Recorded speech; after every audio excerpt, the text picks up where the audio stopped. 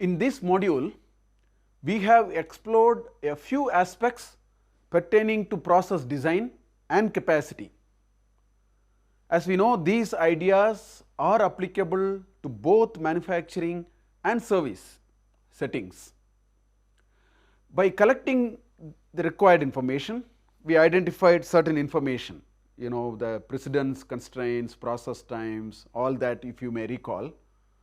By collecting these information, we can compute the capacity requirements and any additions required in capacity using all those simple analytical tools that we saw. Now, we shall focus on some of the operational practices deployed for addressing capacity requirements in service settings. Let us consider a service system such as a restaurant.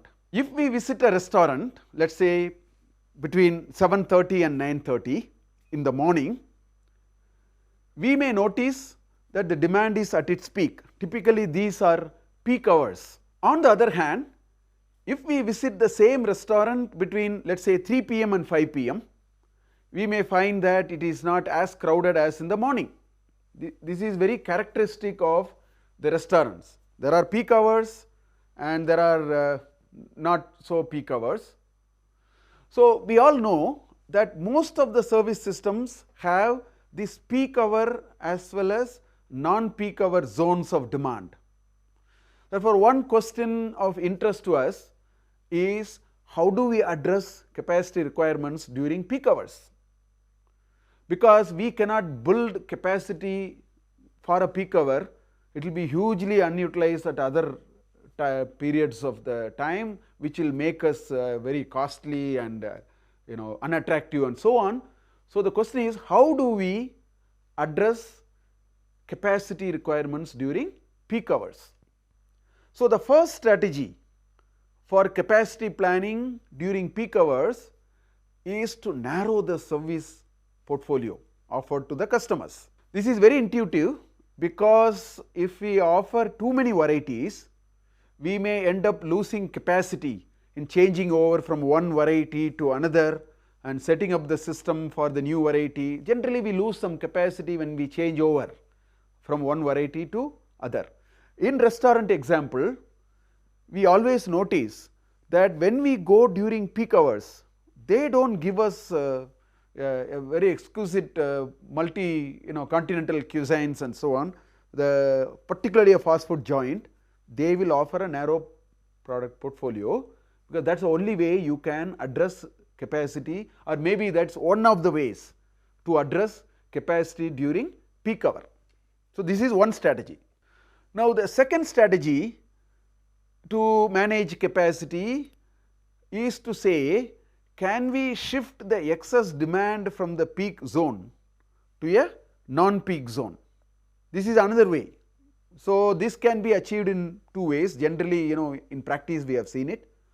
One is to introduce what is called capacity reservation system, table reservation in a restaurant or taking an appointment with a doctor.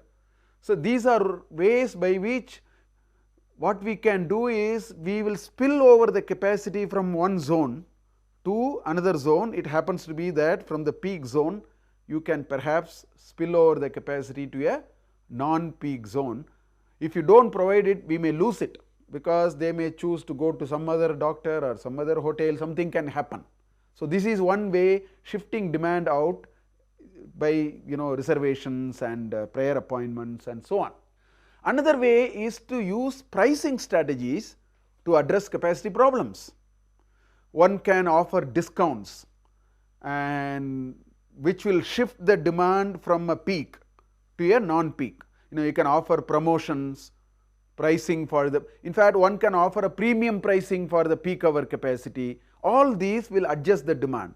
That is why you have the happy hour in McDonald's and I think in such fast food restaurants, they have what is called happy hours. You use some pricing strategy, narrow product portfolio and then address some of the capacity issues. So, this is the second way of addressing capacity during peak hours.